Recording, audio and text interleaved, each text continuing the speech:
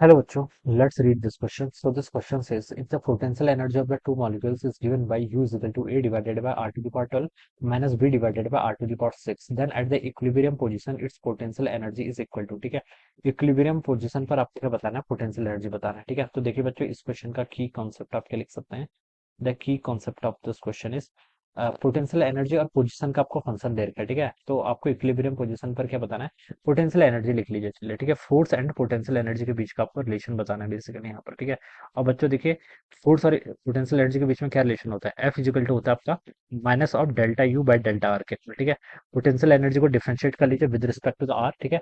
और हमें बताना है इक्विलिब्रियम पोजीशन, इक्विलिब्रियम पोजीशन पर तो आपका नेट फोर्स कितना होता है, जीरो के इक्वल होता है। तो उसको पहले आप डिफरेंशिएट कैलकुलेट कर लीजिए, फिर उसको जीरो के इक्वल पुट कर लीजिए, वहां से आपको आर की वैल्यूज मिलेंगी, और उस आर की वैल्यूज को आप यहाँ पर पुट कर लीजिए, आपकी पोटेंशियल एनर्जी आएगी कब, इक्विलिब्रियम पर, ठीक है। तो इस तरीके से क्या करेंगे, इसको सॉल्व करेंगे।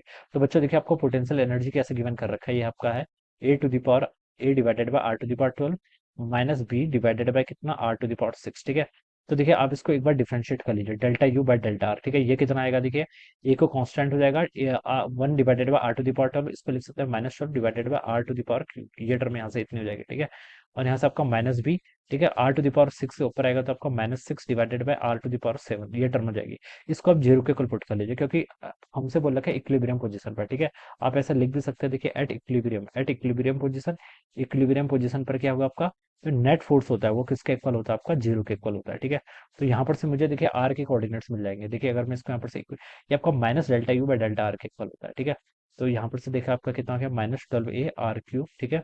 यहाँ पर आपका माइनस साइन भी आएगा, ठीक है, ये आपका, लेकिन आप चाहे ये इसको जीरो करो या फिर इसको जीरो, बात एक ही है, ठीक है। तो ये आपका हो जाएगा यहाँ से इतना, ठीक है। तो इसको अगर मैं इस साइड राइट लेके आऊंगा तो ये हो जाएगा आपका 6 B divided by R to the power 7, ठीक है। देखिए, ये आपका माइनस वाली टर्म है और ये माइनस माइनस प्लस हो जाएगा, तो ये प्लस है। माइनस प्लस इसको राइट साइड लेके जाऊंगा तो दोनों प्लस प्लस हो जाएंगे, ठीक है, ऐसा मैंने कर दिया। अब आर टू द पावर, ये आपका 13 है, sorry, this is R to the power 13, ठीक है। अब देखिए, इसको सॉल्व कर लीजिए, यहाँ से आप क्या कर लीजिए, 12 ए डिवाइडेड बाई 6 बी, ठीक है, ये किसके इक्वल आ जाएगा, R to the power 13 divided by R to the power 7, ठीक है। इसको सॉल्व करूंगा, आर टू द पावर 6 आ गया। तो बच्चों, आर टू द पावर 6 की वैल्यू आपकी आ गई यहाँ से 2 ए डिवाइडेड बाई बी के इक्वल, ठीक है, this is R to the power 6, ठीक है। ये वैल्यू आपने क्या कर ली, कैलकुलेट कर ली। अब मुझे बताना है कि इट्स पोटेंशियल एनर्जी, ठीक है। तो पोटेंशियल एनर्जी कैलकुलेट करना है, तो अब इस फंक्शन में रख लीजिए, देखिए यू कितना दे रखा है आपको, A divided by R to the power कितना 12 minus B divided by R to the power कितना 6, ठीक है, ये हो जाएगा, ठीक है। अब देखिए, A divided by R to the power 12, R to the power 6 तो पता है, इसका आप स्क्वायर कर लीजिए, तो कितना होगा आपका 2 ए बाई बी का स्क्वायर करूंगा तो ये आपका 4 ए स्क्वायर हो जाएगा। और यहाँ पर आपका कितना हो जाएगा, बी का स्क्वायर, ये टर्म इतनी आ गई, minus B divided by R to the power 6, R to the power 6 यहाँ से लिखेंगे तो 2 ए इंटू बी वाली टर्म आपकी यहाँ पर ऐसे हो जाएगी, ठीक है।